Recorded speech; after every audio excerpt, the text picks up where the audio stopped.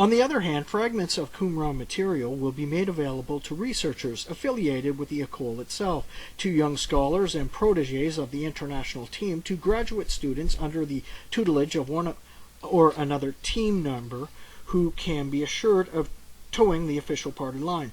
Thus, for instance, Eugene Ulrich of Notre Dame, a student of Cross's, inherited the scroll material originally assigned to Father Patrick Skehan. He also appears to have inherited something of Skehan's attitude to other scholars. When asked why facsimile photographical editions couldn't be produced, he replied that the vast majority of people who would use them editions, including the average university professors, are barely able to judge competently difficult readings. Independent scholars from Britain and States and elsewhere have thus found it impossible to get access to unpublished scroll material. For Israeli scholars, such access has been inconceivable. As we have noted, Father Devoe, a former member of the notorious Action Française, was a fairly outspoken anti-Semite. To this day, members of the École Biblique seem to remain hostile to Israel, even though it is supposed, in theory, to be a neutral enclave of impartial scholarship, a refuge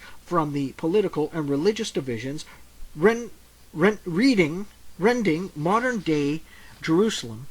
When asked why no scholars from Tel Aviv University were involved in editing the scrolls, Strugnell replied, "We are looking for quality in Qumran studies, and you don't get it there." With his characteristic and self-incriminating eloquence, the late Father Skehan effectively articulated his and his colleagues' anti-Israeli bias in a letter quoted in Jerusalem Post magazine. "I feel obliged to tell you that I should not, under any circumstances, grant through any Israeli functionary any permission to dispense, for any purpose or at any extent of anything whatsoever that is lawfully housed in the Palestine Archaeological Museum. I regard the State of Israel and all of its personnel as having no legal standing whatsoever with respect to the museum and its contents."